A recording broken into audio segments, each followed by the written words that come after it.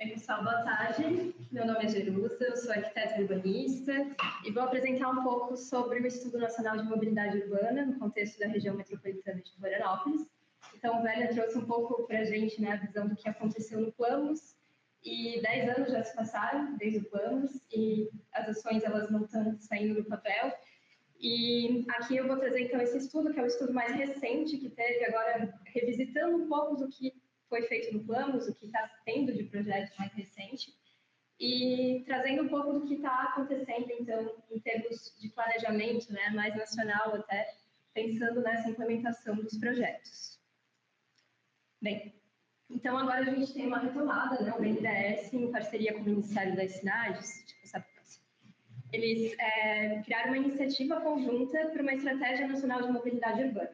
Então, essa estratégia nacional de mobilidade, ela tem justamente como objetivo reduzir esse déficit, né, de investimentos em sistemas de transporte público de média e alta capacidade. Então, aqui a gente está falando principalmente de BRT, de metrô, de VLT, então são sistemas que conseguem carregar uma quantidade grande de pessoas, né, de um lado para o outro da cidade. E nessa estratégia nacional de mobilidade urbana, eles focaram nas 21 regiões metropolitanas do Brasil que têm população acima de 1 milhão de habitantes. Então, essas 21 regiões metropolitanas, elas estão espalhadas pelo país e a região metropolitana de Florianópolis, no caso, é uma delas. Então, eles assinaram, né, esse acordo de cooperação técnica com o Ministério das Cidades e começaram, então, como uma das primeiras etapas dessa estratégia, o Estudo Nacional de Mobilidade Urbana, que é o que eu vou falar mais especificamente agora aqui nessa fala. Eu vou trazer aqui hoje para vocês uma visão mais geral do que foi feito. Todos os documentos que eu vou apresentar aqui, eles estão divulgados numa página oficial do BNDES, até deixei o link aqui embaixo. Vocês conseguem acessar lá todos os detalhes, enfim, todas as questões mais metodológicas, né, desse estudo. E eu vou passar aqui, de forma um pouco mais geral, o que foi consolidado e o que já foi divulgado, né? Então, o Estudo Nacional de Mobilidade Urbana, ele é justamente esse diagnóstico nacional das necessidades de investimento do transporte público de média e alta capacidade. Então, o que eles querem com esse estudo é justamente formar uma carteira de projetos para entender, né, quais são os projetos que poderiam ter essa coordenação mais interfederativa para a implementação. Então, aqui, quando a gente fala de coordenação interfederativa, a gente está falando de projetos que não estão necessariamente num único município, mas sim tendo essa relação com mais de um município, né? E daí a gente toca aqui a questão do planejamento mais metropolitano, que é um debate que está vindo em todas as falas feitas até aqui, dessa dificuldade, né, que a gente tem, principalmente no contexto da região metropolitana, aqui de Florianópolis, de tirar essas iniciativas do papel. Então, esses projetos eles estão sendo pensados nesse horizonte de até 30 anos e estão sendo consideradas todas as regiões do Brasil. Então, essa daqui é a página do BNDES, onde tem informações sobre o Estudo Nacional de Mobilidade Urbana. Ali vocês vão conseguir acessar os relatórios, o método utilizado, todas as etapas utilizadas no produto e o andamento dele, né? Como que está o estágio atual.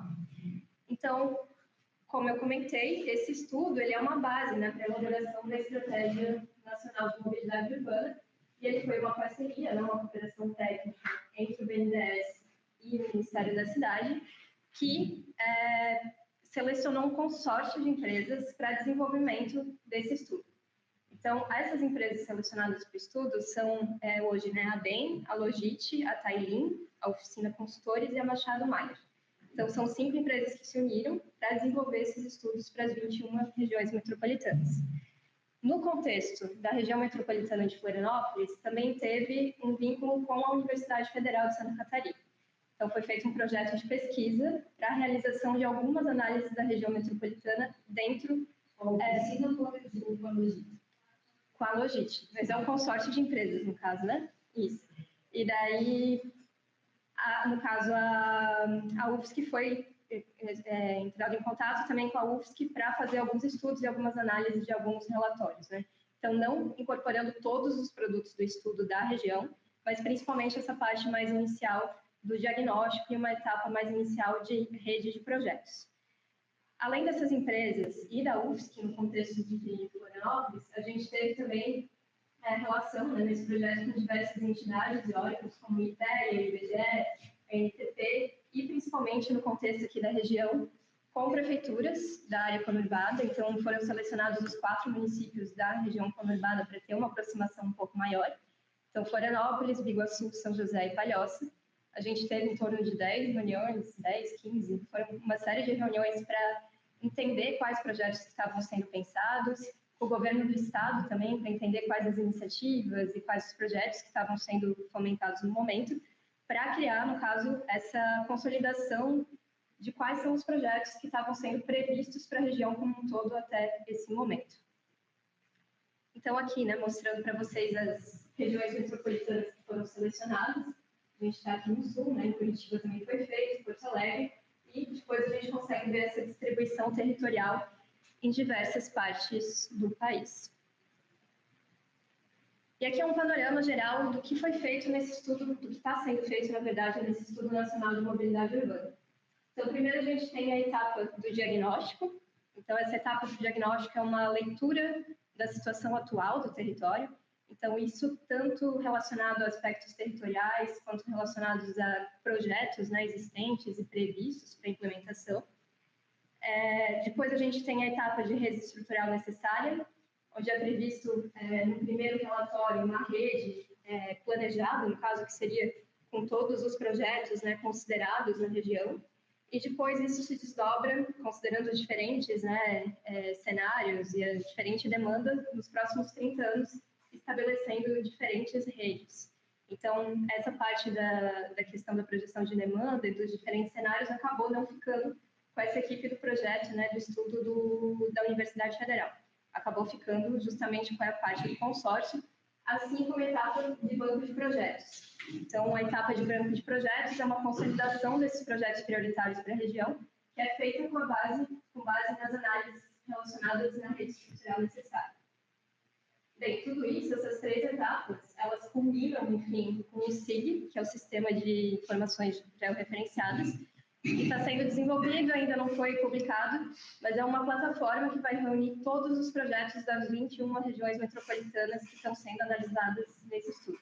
Então, além de considerar o traçado desses projetos, vão ser disponibilizadas demais informações também que foram consideradas tanto no diagnóstico quanto na etapa de análise, realmente, de demanda e tudo mais.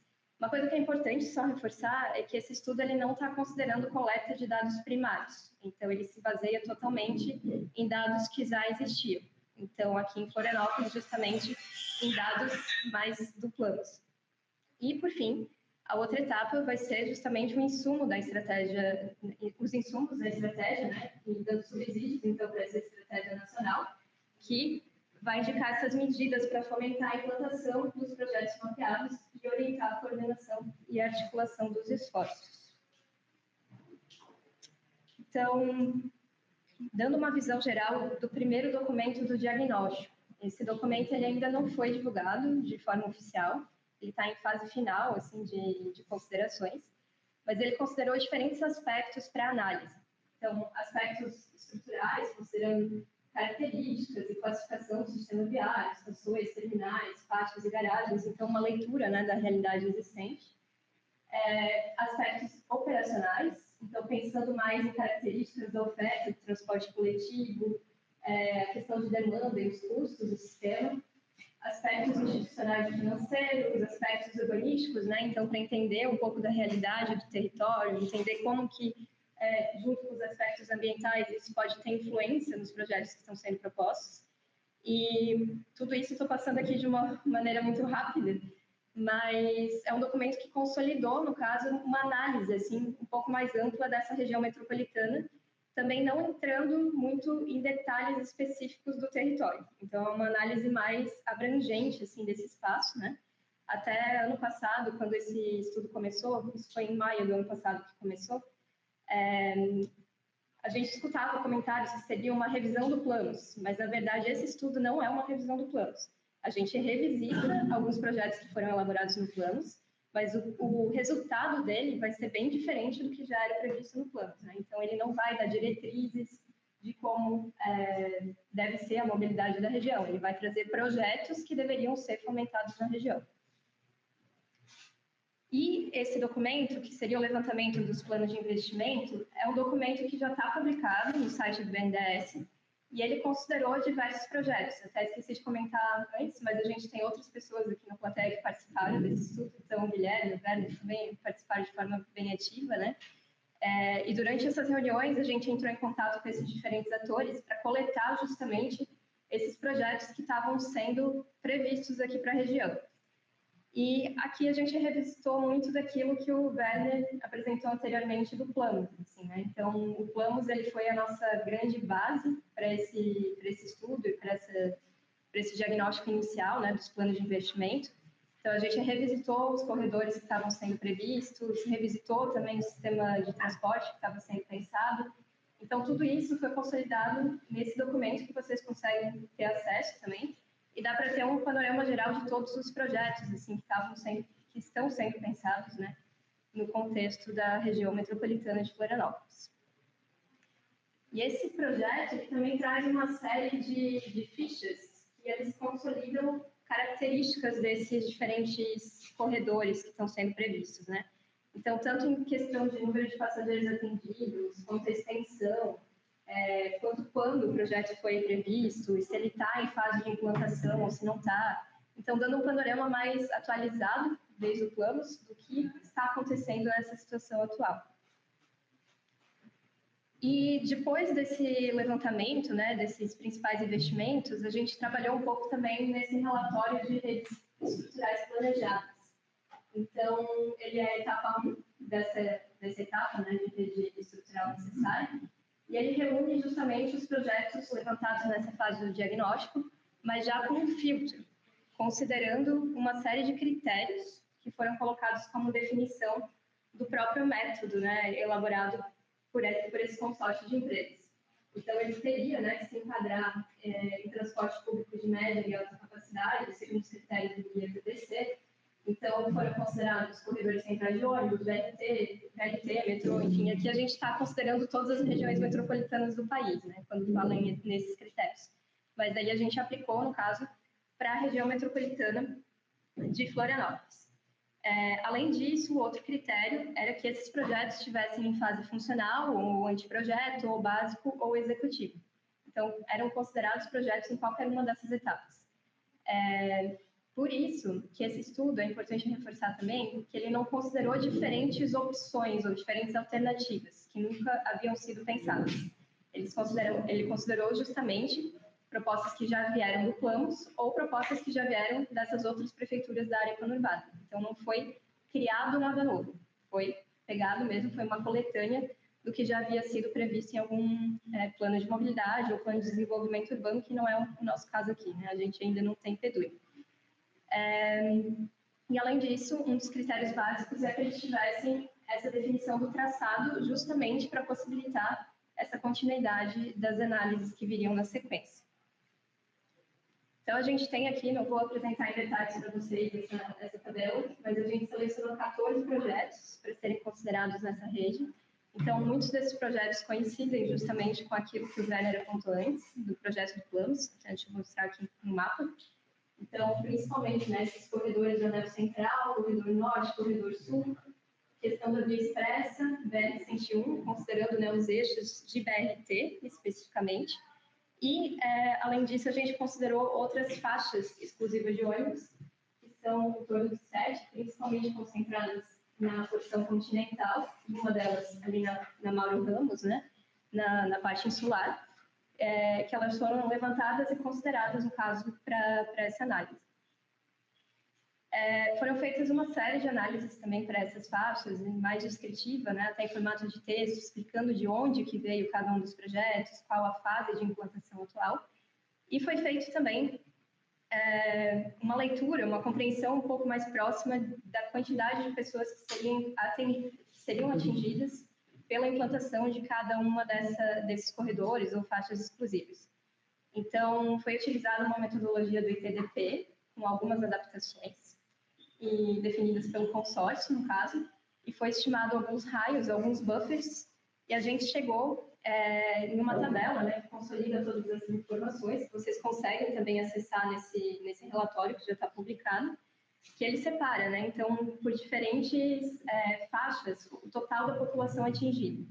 Então, população atingida tanto em 2022 quanto em 2011, em diferentes intervalos de idade, diferentes intervalos de renda. Então, com isso, dá para ter uma noção do benefício da implantação daquele corredor de BRT, considerando, né, essas diferentes, essa diversidade, né, social.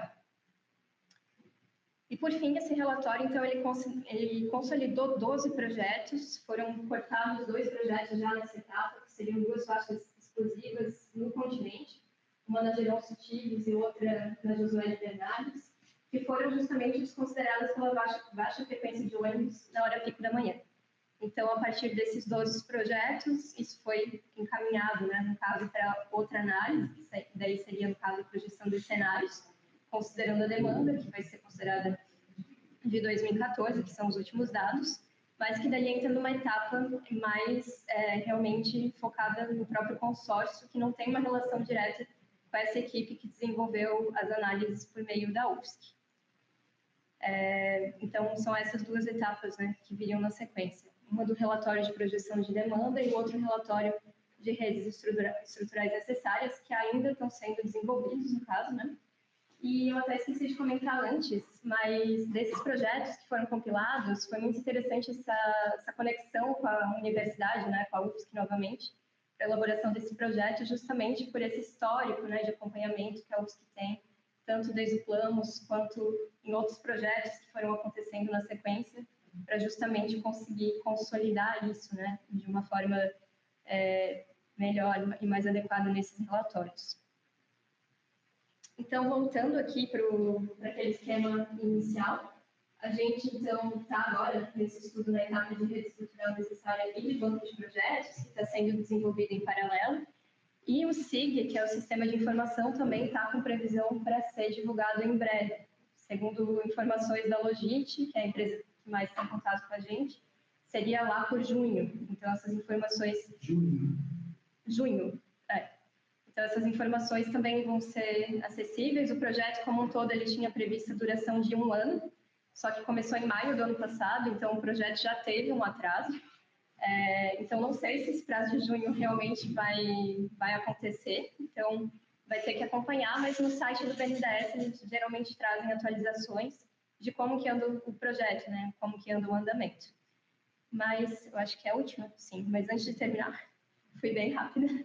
Mas, antes de terminar, só queria colocar novamente que, apesar desse projeto ser super interessante por estar consolidando todos esses corredores e faixas exclusivas e revisitando planos, eu acho que é muito importante essa questão que o Werner colocou por último, dessa gestão integrada, né, de tirar essas coisas do papel, enfim, e ter um planejamento integrado e não só pensando nos corredores e faixas exclusivas, mas sim pensando justamente com as estratégias de uso e ocupação do solo, que é algo que a gente ainda não vê muito na realidade aqui da região, né, como o Elcio comentou, e que é um desafio justamente esse tirar do papel o PDUI, né, que é o Plano de Desenvolvimento Urbano Integrado, que ele já está em discussão há anos para ter um termo de referência, enfim, para ser executado mesmo, mas as ações justamente elas não avançam. E com isso tudo a gente vê também uma descredibilidade do CODEF, porque o CODEF ele era um órgão muito forte, né, ali logo na sequência do Planos, com reuniões quase que mensais, e hoje em dia a gente está num processo assim bem desatualizado, faz mais de 1 ano que não acontece reuniões do CODEF, então tudo isso vai enfraquecendo um pouco mais essas propostas, estratégias metropolitanas. Mas é isso, pessoal. Muito obrigada.